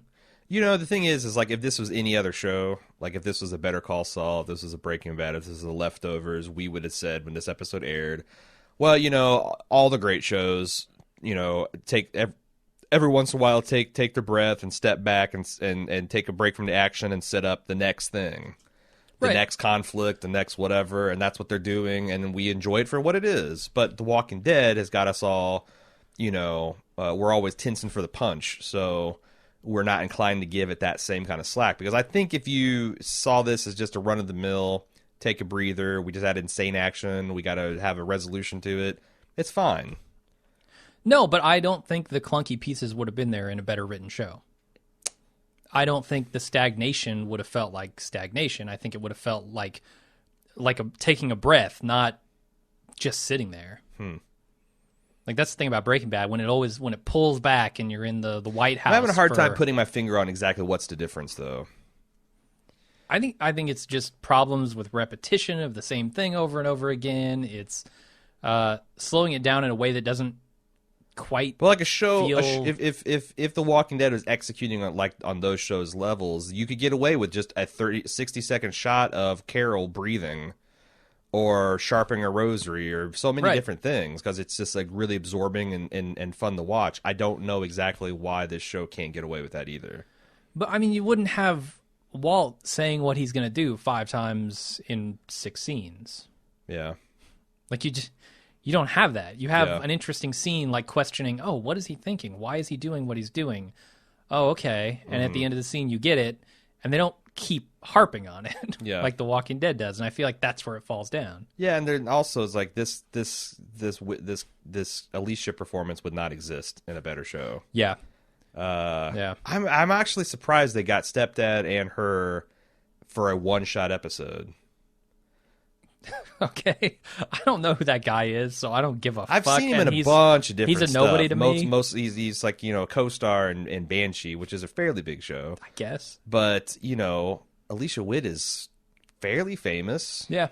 She's had a full season arc in Justified. I was surprised that she didn't stick around longer. Yeah. I think we both were. Yeah, no, I was strapped in for her to be a character throughout the rest of the season, maybe not long term. Yeah. I don't think she corresponds to any this is again another wholly made up for the show kind of phenomenon. Mm-hmm. So I didn't have like inside information about her being a particular character, but just from her stature. Anyway, rest of the season is a flashback. It's and Alicia Witt. We can go back to her secretary days, watch her boiling coffee. She has to deal with some Tobin alike. Yep. Constantly hitting on her. Yep. She's not interested. She's pinning up shit on her cubicle board for her motivation. Yep. All right. Moving on. Singleton says, and this might be a little spoilery, so I apologize. And if you say that it is, I will take it out. I don't totally get the exact meaning of the reference here. Oh, shit. But they seem to think it was funny. I got my finger on the 5-second delay button. Singleton saw it on Reddit and had to include it. Okay. Hilarious and accurate. He or she says. She, I think. Negan, the Dread Pirate Roberts of the zombie apocalypse. Okay. Is that spoilery for The Walking Dead? I don't get it. Do you get it? I'm not. So she's saying might take this out 'cause it's I'm bullshit, Negan. Is it kind of like she's going at the angle of, it's more the idea that inspires the necessary dread. So several people are being taken on and they're apprentice Negans. Like Negan's a franchise opportunity, almost it's like being handed down to the next person. Sure. Yeah. I think that's Primo was Negan for now, and then yeah. He's going to take on an underling and. Gotcha. Okay, so not spoilery. No, it's a Princess Bride spoiler, if anything. Yeah. Speaking of which, but it's just a really lame one because the second the Dread Pirate Robert shows up, he's Wesley. Yeah. Come on now. Jackie says, I'm torn. On the one hand, I'm kind of thrilled that we had a full hour of this show that so easily passes the Bechdel test. The male characters sidelined or in peripheral roles. I really like Carol and Maggie, and I was so happy to see them save themselves from their damsels in distress predicament. And the acting in this was mostly pretty great, John aside. However, I have to admit it sort of dragged, didn't it? I wanted to like it better, and it wasn't terrible, but there were all those repetitive threats from the captors and the monologuing, and I don't know what was going on with Carol's big act exactly, other than being confusing. I'm not sure what effect she was trying for. Well, maybe next time. Yeah, that kind of sums up how I feel. Well, the other thing, I didn't say anything about it, although I was thinking it, but since he brought up the topic, is it... He? I don't think Jackie's going to like that. Oh, sorry. He or she brought up the fact that like this is kind of like pass the Bechdel test. The other problem with it is I think it's a problem to have the softer side of the saviors represented by a largely female band. In fact, the belligerent male is the one that has to be kind of restrained and eventually killed, so that vibe like. Guys can't. I mean, that's the where sexism cuts both ways. Like men are the mindless. Like if the post-apocalyptic world is run by women, there wouldn't be any band of savages. I don't believe that. Sure. So I don't know. That's more of a men's lib thing than a women's lib. But I did think it was a little bit interesting that's kind of sexist to say that you get all the women saviors to themselves and they're going to be soft. They're not going to be able to do the stuff that needs to be done. Right. Anyway. There's also a line from Alicia Witt who's like, men can't handle pain. Sure, yeah. I don't know if I agree with. Ask a Marine if men can handle pain. It's dumb. Yeah. All sexism is dumb. It is. That's what people don't realize. It's real dumb. Like, generalizing to an entire sex is a silly thing to do. Sure, yeah. Regardless of where you're coming from. Kevin from California says, guys, did we slip into some alternate universe where every episode is tense and action-packed and violent and awesome? What the fuck are they doing? Do we have to pay for this with an equal number of boring as shit episodes later? That's been the case, but I have high hopes that the deferment of construction costs to large standing outdoor sets is going to be the savior. Right. Because latex and fake blood is cheap. Yes, it is. I don't know. I included all sorts of opinions on this episode because I feel like it was an either or. Yeah, no. You can kind of go either way on it. I wouldn't say divisive because I don't think anybody hated it. No. But it's certainly how much slack you're willing to cut The Walking Dead for an episode like this probably says a lot more about your relationship with the show than it does about the show itself. Yeah. Isaac says, normally I write in with a more well thought out email, but I'm just finishing this episode and I'm like, who the fuck is this Carol, and when did she get here? What the fuck was that? All of a sudden she's, dare I say, hesitant to kill people? Since when? Yeah, I don't know. So, like I said earlier, I think ever since the switch in tone that she's had, they've rolled that out pretty successfully. What I don't quite understand is they didn't sell me on why she would switch her mind, change her mind so drastically. Well, also there was no drift between the changing of the mentality and the changing of actions. Like maybe she is starting to have second thoughts about the necessity of killing, but when you have to kill to protect Maggie, who you just last episode went through a shit fit about that she put herself in this position anyway, that doesn't seem like the Carol that Carol might feel bad about it afterwards and be regretful and worried like publicly I'm losing my mind here, but to not take action. And you're in good company if you're saying bullshit because Alan Sepinwall hated that aspect of it. And he said, I don't think it's accurate to say it came totally out of nowhere, but right. I suspect he's watching most of these background on a DVD screener while he's writing an article on a better show.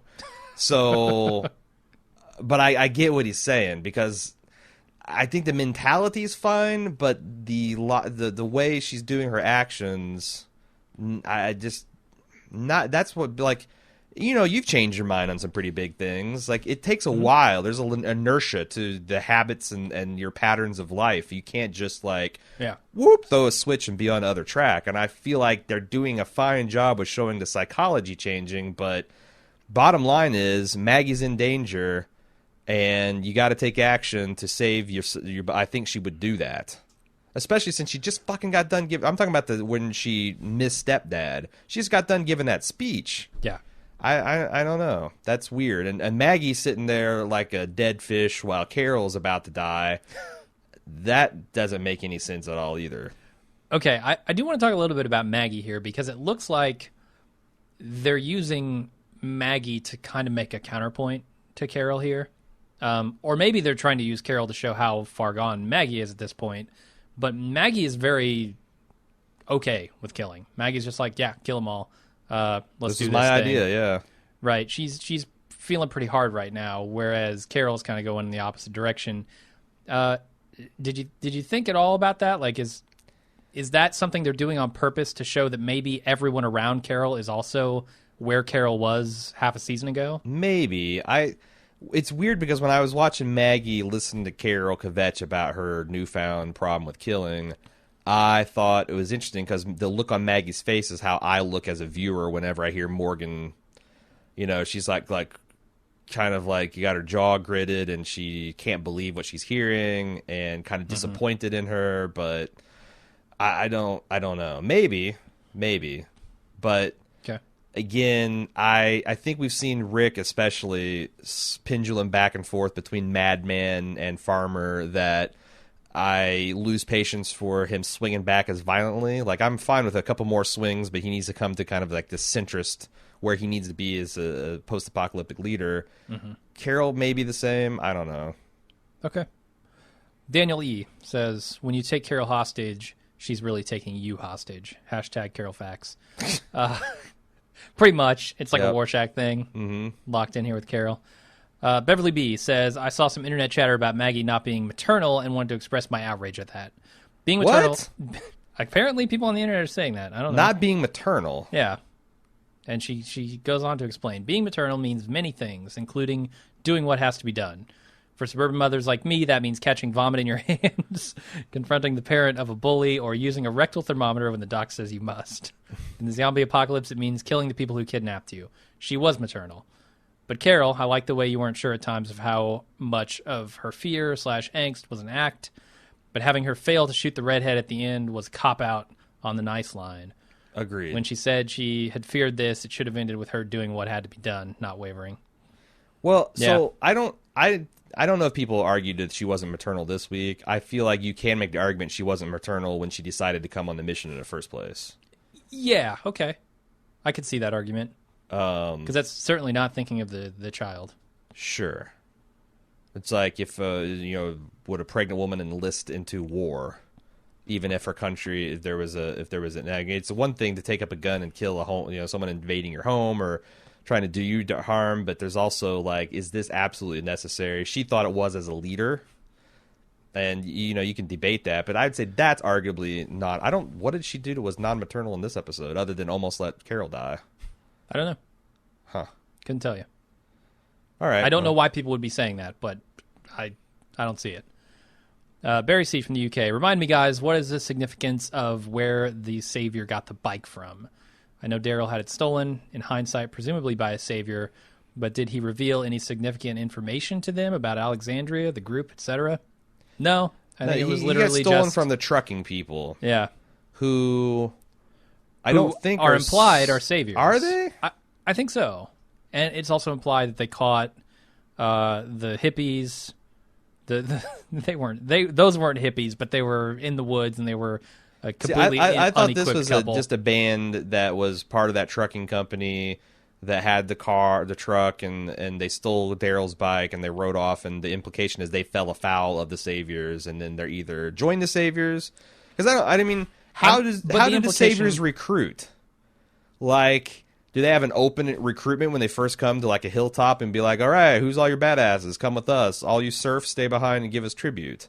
Because if they just come and enslave an entire community, how do they ever grow? Well, do they need to grow? I don't know. These are all open questions. Maybe I'm wrong in this. Maybe I'm misremembering. But weren't the three people who escaped, who Daryl found, weren't they escaped from like a colony? Like, didn't they make a point? See, I found that very hard to follow because there was the forest fire and the fuel truck, and they worked for the fuel company, and they were looking for a woman that turned out to be a truck, and then there was people in another grow house that got melted. But I remember at the time, like, what the fuck are they trying to tell me with all this?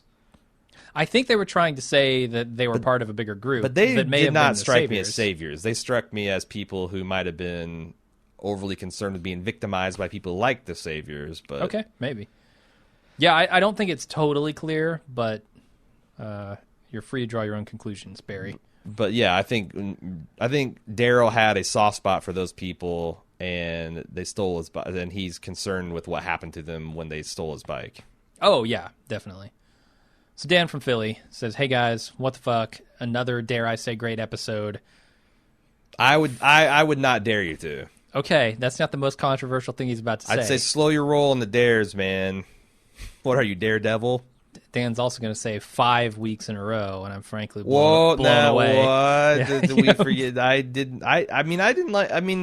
There were some people liking the premiere. I didn't like it. I know a lot of people did. I would for sure say that wasn't a turd episode. No. So if you're going for like a 5-episode non-turd stretch, well, I mean it wasn't great. It wasn't great. So they had a 3-episode stretch of good episodes. Is this a good episode? I would say this is an okay episode. Yeah, this is. It's certainly not a poor episode. So like at a 5-star scale, the last 3 had been 4-star. This is a 3-star. I might even have thrown a 5-star in there, maybe. Well, on a Walking Dead scale, sure. Right. If your Walking Dead scale, yeah, for sure one of them was a 5-star. Yeah. Because I called it like perhaps the greatest episode. I mean, I know those words came out of my mouth. So. Right. He says, from a horrible show in the first half of season 6 to flat out horror show in the second. Wait. Horror show in the good sense, I guess. Mm-hmm. My only fear is with the coming attractions for next week that this fucking Morgan is going to be like a virus of boredom. But then again, maybe they need a quiet episode before the big last 2. Yeah, I can see that. And I think there's going to be some... I don't want to call it Morgalizing next episode because it could be good. I just think Carol and Morgan are going to have some words. And they're going to have something to discuss. That could... I'm fine with that, honestly. Yeah. It depends on how well it's written. Right.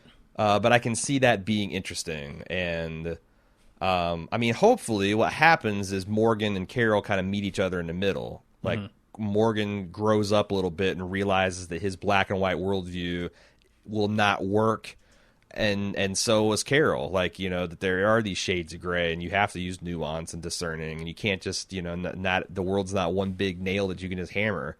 So they both need to change and grow, but yeah, hopefully they do that. Natalie says, the good of this episode was the action, especially the grisly death of Paula and Carol's MacGyver crematorium, and all the female-to-female interactions which The Walking Dead can be a bit shitty at. I'm pretty certain that in 3 seasons, Michonne and Carol have never had a conversation, for instance. Mm-hmm. She might be right about that. I can't recall one. The bad was that this episode was essentially the writers putting the story on pause because 6B has one more episode than they actually need. The few important newish things we learned this episode could have been in last episode. Carol could have confronted, could have had a confrontation with the Savior during the raid that highlighted her new reluctance to kill. A lot of other things could have happened. That said, in the pantheon of The Walking Dead filler/bottle episodes, this one rates high to me, even though I was nodding off during the mini "What are you afraid of?" conversations. Yeah. That's yeah, I agree. I agree with all that. All right. Marky says that this episode was great. Loved the turn of events from the past few half seasons where it kicked off with an amazing action, then devolved into plot oatmeal. Total opposite here. Underwhelming premiere followed by a great story. So much tension this week and a great guest starring role. Didn't recognize Alicia Witt last week. Took a few minutes for the gears to turn, and she had a most righteous death. Best zombie chowdown scene in ages. Yeah. I think it was pretty good. Anyway, how glad are we that instead of having Carol and Morgan talk for 3 episodes, we saw Carol temper her actions based on how Morgan's approach has influenced her. While there wasn't a huge build-up to her moral dilemma, I feel like it was very in line with Carol's character to keep her own counsel. Not until she is put to the test do we see how she is coping with these moral choices. Melissa McBride continues to be amazing, totally would be deserving of award recognition as supporting role. And I really enjoyed that Maggie got to showcase her lack of mercy. She is totally beyond hand-wringing over good guys versus bad guys. Maybe Tobin should have given her the "you can do this because you're a mom" speech. Glenn might have not liked the aftermath of that. You will be a mom, yeah. Having his pregnant wife mouth kiss milk Maggie toast. would kill Tobin Son of a without even bitch. thinking about it. Yeah. There'd be another memorial up on the wall. They wouldn't bury him? Is that what you're implying? Right. No, Maggie would drag his ass to the quarry, push him off, and then keep erasing his name when people start trying to put it up. Yep. We still got a few more emails here. King Gore says, is Negan an entity, like an idea or religion, or is there a cast actor for this role? I don't remember anything like this in the comics. How cool would it be if all these guys just believe in the same things and Negan is a way of living, not a person? It would be cool to be if he's like a Ra's al Ghul type. Right, yeah. It's a name I was trying to, the League of Shadows name I was trying to remember. I couldn't. But no, that would be a very cool development, I think. All right, Jenkins B says, firstly, these past 5 episodes are arguably the best streak of 5 Walking Dead episodes since the first season. That's not hard to argue. Yeah, because the first season didn't really have 5 in a row. First season had a couple clunkers in there. Yeah. In hindsight, do you guys have any regret not continuing the instant cast? No. 0. I think we talk enough about this show in the 2 hours that we spend every Monday. Yeah, I mean, because that's the thing. Like, I still do the live watch, which is entertaining and interesting, and that frees. I think I do a much better job in the. I think this is. It's hard because yes, if this show was this good last season, we wouldn't have ever had the conversation. Yeah. But sometimes you luck into things because I feel like this is the perfect way to cover it. You do the live watch where you just kind of jokey and have fun with the fans. And then you do the full depth coverage accelerated on Monday. And that just paces out things so much nicer, I think. Yeah, I'm with you. I'm not regretting the decision. Yeah. Now, if this ever becomes like a super cerebral, deep show with a lot of and that's the thing, we always reserve the right to change it back. Yeah.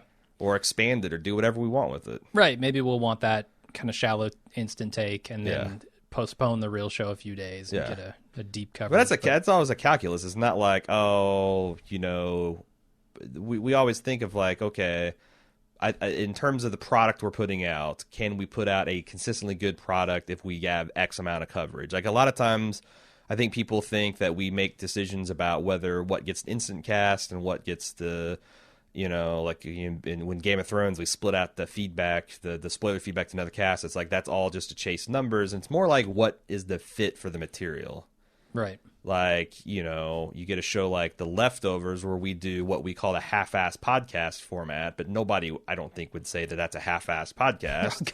God, I hope not, because I put more effort into that most of the time. But The Leftovers doesn't lend itself to a scene-by-scene. It's much more thematic, and we have a much more interesting conversation that way. So, believe it or not, we try to tailor the coverage to maximize the quality of the product rather than just, oh, well, we only have so much time to do this week, so fuck it. Right. Yeah. Also, unlike AMC selling millions of dollars of advertising, the numbers don't really benefit us that much. Sure. Honestly. Like, capturing, X thousands of people 3 times a week versus once a week doesn't matter to us. Yeah.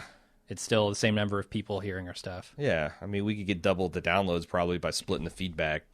Move it to Thursday, but why?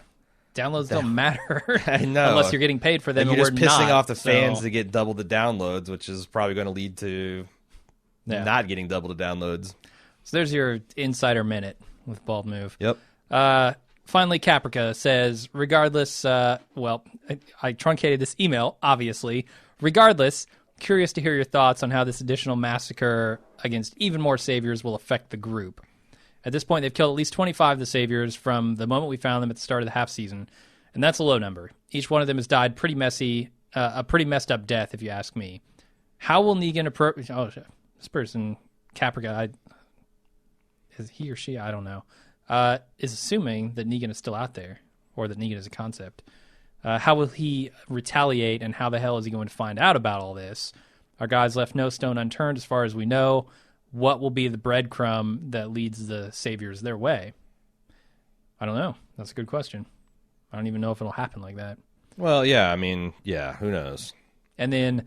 those are all mildly interesting questions to ask. Right, and then Caprica asks also the question we were pondering a second ago, were the people who set the trap in the truck yard, remember that back in Season 5? Mm-hmm. Were they saviors? I thought those were wolves. I thought so too. Or... they also could have been the trucker company people. Potentially, yeah. Which I think are saviors, but you don't. I don't. No, I don't. Right. I think they were, no.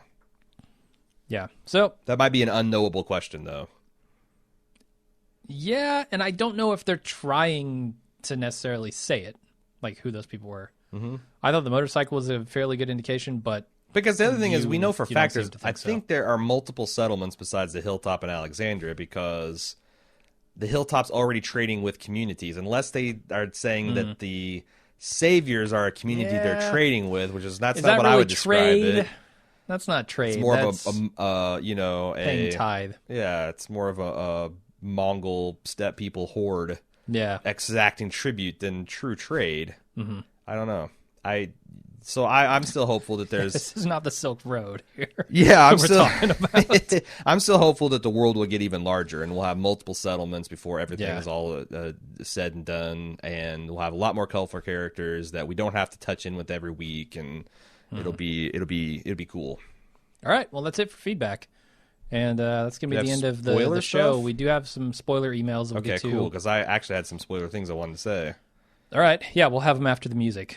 How do people get in touch with us? What's the outro on this? Watching Dead at baldmove.com, and that's where you send your emails. And also we have a show thread, forums.baldmove.com. There's also a comic, like a comic spoilers season 6 thread going. Okay. If you want to talk spoilers, please don't do it in the regular threads, because everyone's seen the TV show, but not everybody's read the comics. Right. So start your own spoiler thread, or join into the mega spoiler thread that we got going in the Watching Dead forums. Yeah, it does bring up something else that was on my mind. About this show in general. What's that? And about the format of it. Like, it always does seem, one of our listeners was writing in about it, how it seems like maybe they have a few too many episodes, or the season doesn't always seem to match the size of the season. But they always have to make 16. Right. They've always got to make that many, and they're trying to hit certain beats from the comic at certain times, because they're rightfully, because they're big moments, right? Yeah. You want to hit those big moments at the end of a season or the end of a half season. And if you just don't have enough material to quite get there from the comics, then you got to start making stuff up, and that's kind of what all this has been, right? Sure. I mean, I don't know. This is what television struggled with for decades. They had 24 episodes no matter what. Right, but they also didn't have the added baggage of a comic book. Oh, that they actually have a continuity that they have certain points. Yeah, I guess so. And I feel like that adds an extra layer of difficulty. But on the other hand, you've got years to work on these problems. Like I mean, maybe Scott's at the end of the season clocks out and doesn't think about the show, but as a showrunner, I think it's kind of on you to you and Kirkman to hammer out like a Bible that says this is this season, this is, and if you don't have that shit kind of specced out to roughly the episode years in advance, then well, it ain't my problem for caring, for caring too much about it. It's your problem for caring too little. Yeah, in my opinion. All right, we'll see you next week.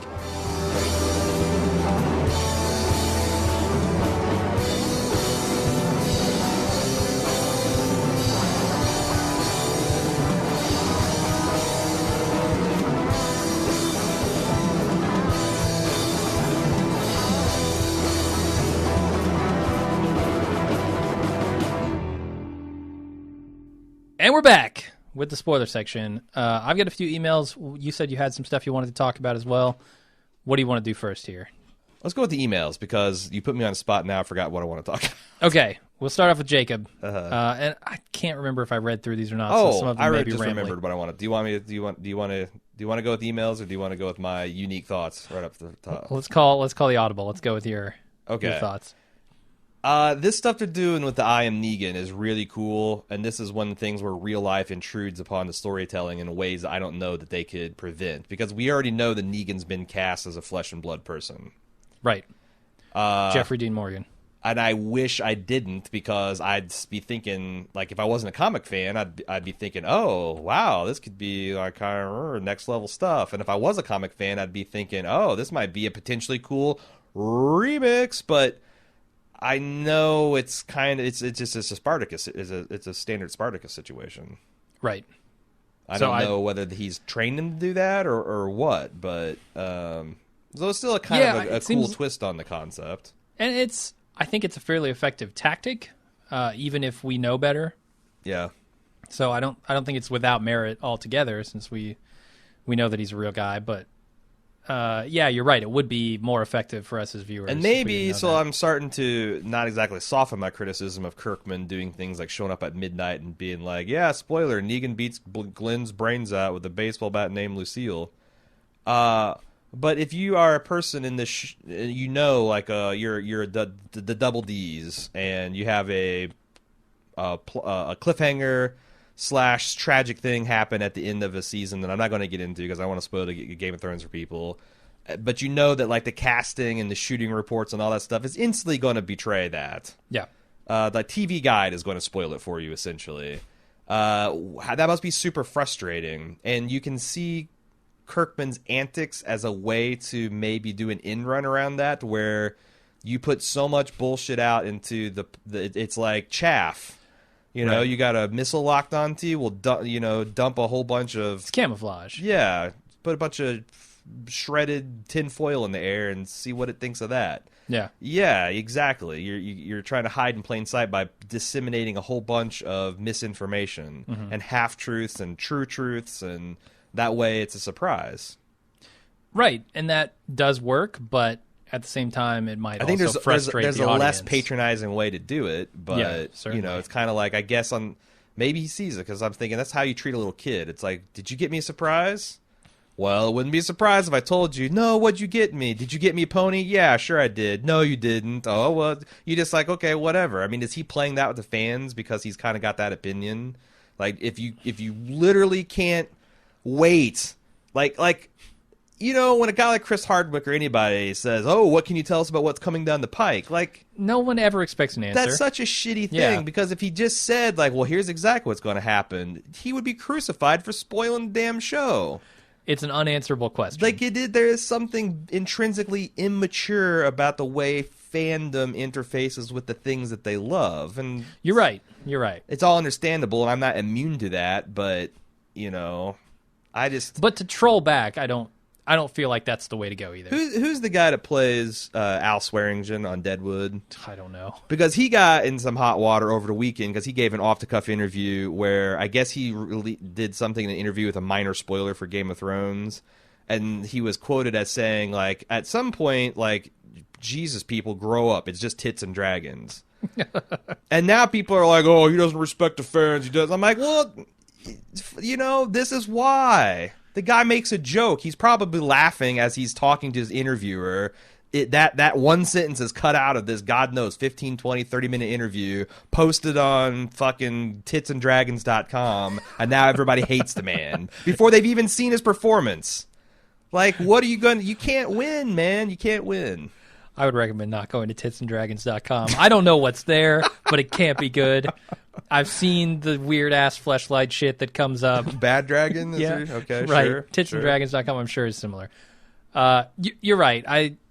There is a certain like silliness with which both sides interact, and it's kind of the way it's always been, and it's real stupid. It's like the common refrain to sports writers is, "Oh, athletes no longer give you access. We used to hang out in the locker rooms and go out to dinner and hear all these wilds." Well, you know why? Because you fucking printed all that shit. Yeah. So now you get the corporate person that's protecting and preserving an image, and you're not getting intimate stories because you guys fucking couldn't handle your shit. So, like, I mean, do we want people to give honest and open opinions about stuff, or do we want to crucify and gotcha? And, you know, there's a fine line between holding people accountable for stupid shit and also getting bent out of shape when they make fun of, you know, when they do a William Shatner get a life kind of moment. You know? Right. But I also, you know, you can see it from the other side, too, where all of these shows want to get their people out there and get the hype up and talk about their show, and yet they're willing to unanswer a bunch of questions because that would give it away, and rightfully so. I think it would spoil a lot of the show for people. Sure.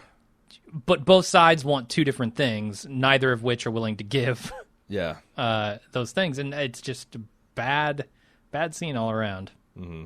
It's almost like don't do any interviews until after the thing's over, because then you can talk about it all, and you can lay it all out. But even then, like, there's a backlash against that, like showrunners coming out and doing the postseason autopsies. I think that's fascinating as a fan, but a lot of people are like, just, you know, why don't you just let your work stand? It's so many opinions, man. True.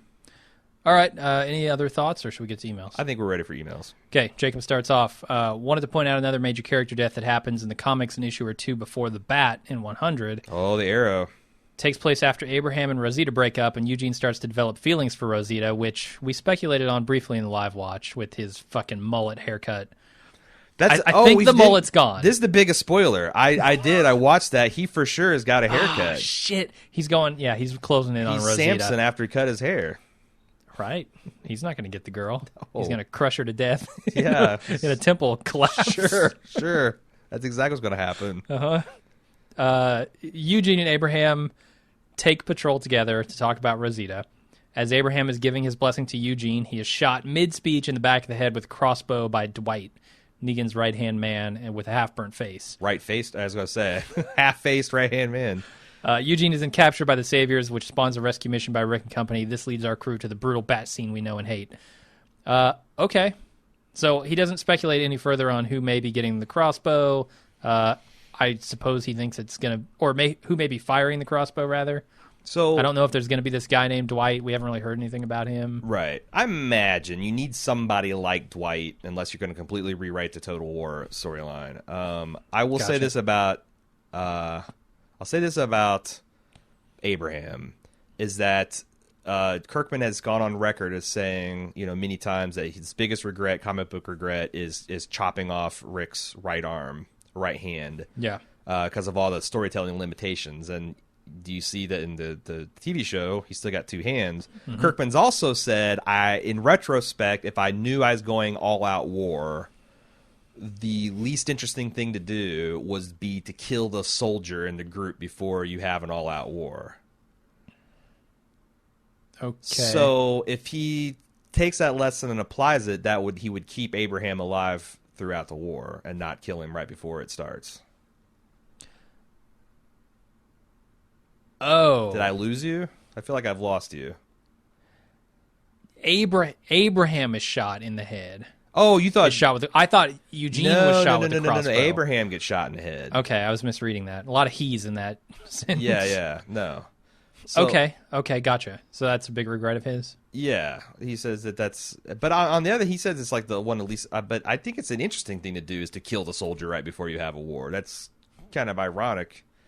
Maybe he's not a fan of the way in which he did it, kind of the random sort of... That's the thing, like this era, I remember that was a big gut punch, and then he follows it up with an even bigger one with the Glen, and it was a really... Like, it did such a great job of just like, oh, you set into the grim pleasure of watching Rick's group just tear ass. Yeah. And like, yeah, this is going to be like the opposite of Woodbury. And then Abraham takes an arrow, senseless, and then Rick gets Negan gets the better of him and beats Glenn to death, and then Rick has to act like he's got his tail between his leg and pissing himself. It's all super fascinating and emotionally effective. I don't know why you'd change any of it, honestly. I like Abraham. Yeah. It also is weird that you'd set up all this this tension in the group and then have him killed. Right. Because there's a lot of potential story if you're there. Kirkman, which way do you go? Do you keep the soldier for the war and keep that tension within the group? Or do you ease it off by killing him? But also, man, the people would be on edge again. Yeah. Because Abraham's popular. I feel like I need one more scene of them thoroughly whomping ass for me to really be impressed by their skills. Really? Like, I know they haven't lost anybody in these raids, but they've really only gone on one raid, right? I mean, the raid on the raid we saw this week wasn't a raid. It was Carol and Maggie that's what I'm saying. Killing from the inside. Like the emotion in the comic is like when they capture Eugene and kill Abraham. It's like, can you believe the balls in these fucking saviors? Right, and I'm saying I think I need one more badass moment for the group before I'm prepared to go there. Well, but on the other hand, if you're expecting that and needing that and you get denied, that's a tension all of its own. That's why I'm saying, like, that tension and that dread is in the comics. Anyway, I don't know. And it also sets up some interesting possibilities. Like, at one point, I don't know if they're going to do this, but I think it'd be interesting. Carl gets so fed up with his old man playing the long con that he decides to go and he's going to take out Negan himself, and that sounds bad. But that leads to a lot of interesting storytelling that ripples years down after these events. So I think that as always, I'm hoping that Kirkman just kind of mostly tells it as it is, because there's some really effective things that I think it's possible that Kirkman just arrived at these as an accident. If he goes trying to fix the stuff, he might actually fuck up the whole thing that makes it work. Could be. All right, Edwin C. says, this episode was mostly original material, but with one exception, which was the walkers in the hall blocking the exit. Negan has many outposts in the comics, so the building they attacked and the one in this episode must also be outposts of his. His main base is called the Sanctuary, which is an industrial factory that is huge. The way this ties into the comics is that the Sanctuary is filled with literally hundreds of these spiked walkers surrounding the gates of the building, and in between these spiked walkers are stone barricades all over. The only clear path is a windy road they created, which in itself is a tight squeeze. So we talked as about, Dwight comments. Did we talk about that, like, in context of the gate? The fact that that's smart, that you have to run a chicane to get to it. Right. He's saying, I guess, that they did that also at Negan's place. I don't remember the exact layout, but I do remember the industrial look of it. Right. It says the next casualty in the comics is Abraham, which we just talked about, which I was thinking would be Tara, as she and Heath are going on a supply run, and Abraham also dies in a supply run from the look of the previews. Abraham's not back in Alexandria, so it might be him, but I feel like there's still character building between him and Sasha. Tara was pregnant as fuck. I think she's done with the filming, and I think that we just we see next time on that Eugene and Abraham are going out on a 2-man team. That's something that was teased a couple episodes of Sasha's conversation with Abraham. Right. Now, this could be a remix where Kirkman knows that all the comic book fans are going to be like holding their breath and the blow never comes, but it would not shock me to see him die.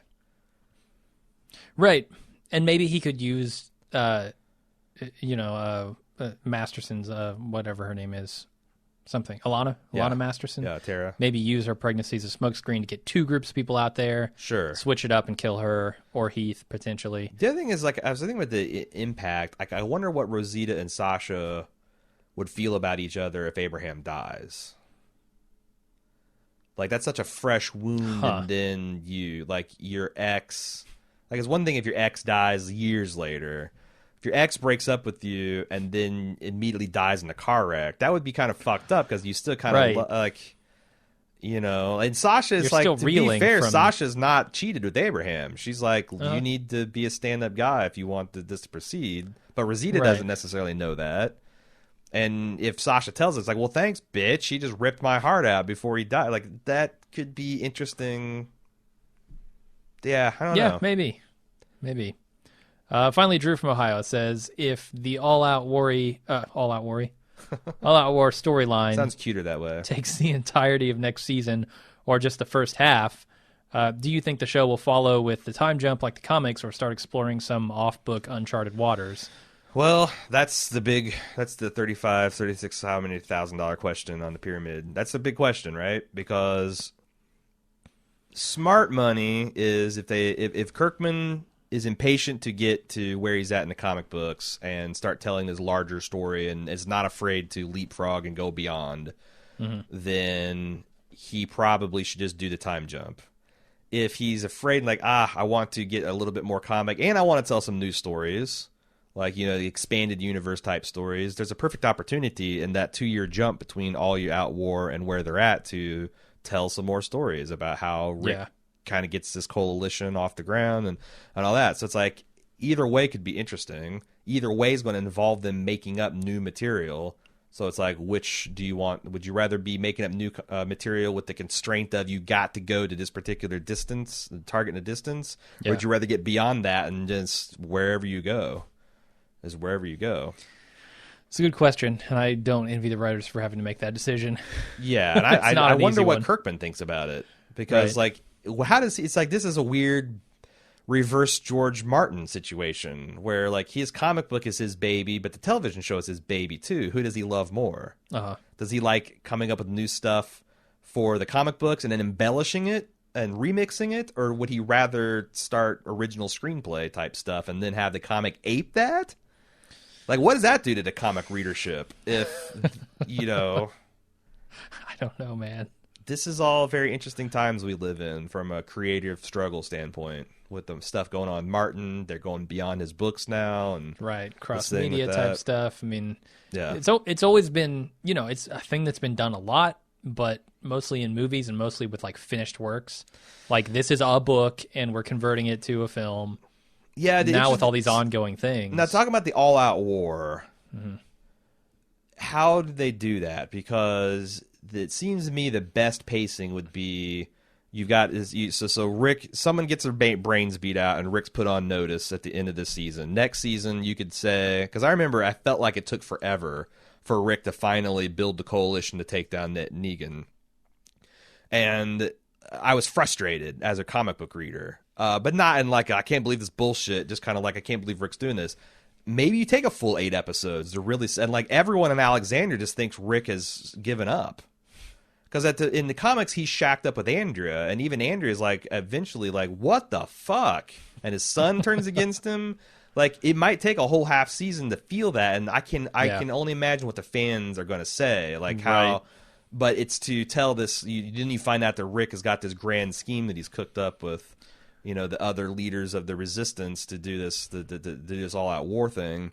Is that something that's kind of brewing off screen in the comics, like you don't know about as a reader? Rick, or you've got the way, and I've only read this once, it was a long time ago, but my impression was that there was a little bit of a gleam in Rick's eye, like they would have a close-up of his face after someone called him a coward, or I can't believe you're doing this, and he's like mentally check marking, I gotta get him later. Well, no, it's more like you don't know what I'm planning.